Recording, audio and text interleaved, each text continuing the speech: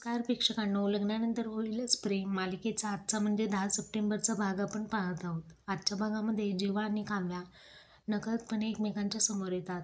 काव्याची ओढणी स्कूटीमध्ये अडकलेली असते. जीवा तिला हेल्प करतो.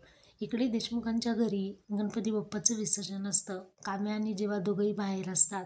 आता काव्या पुन्हा घरी येते. जीवा म्हणतो, काय झालं, माझ्या बायकोला कोणी काही बोललं का?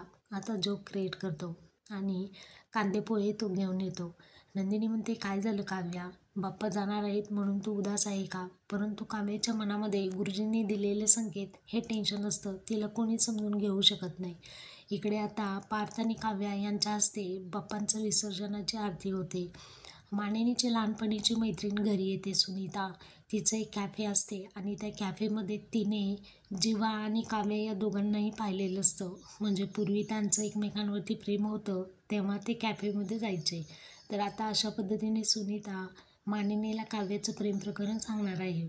इकडे जीवा आनंद निवासमध्ये बाप्पाच्या विसर्जनासाठी येतो. आपण पाहत आहोत की काव्यासमोर आल्यानंतर सुनीता म्हणते, अगं मी तुला कुठे पाहिलं आहे यापूर्वी?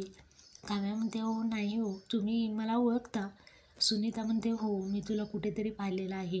कारण तिचं कॅफे जे असतं त्याच कॅफेमध्ये जीवा आणि काव्या या दोघंही कॉफी प्यायला सतत तिथे गेलेले असतात. तर आता मानिनीला ती सांगणार आहे.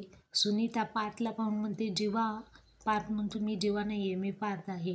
तेव्हा कुठे सुनीताची ट्यूब पेटते आणि ती मानिनीला सांगते, अगं तुझी सून काव्या हिचं एका मुलासोबत अफेअर आहे. आता जाब विचारण्यासाठी मानिनी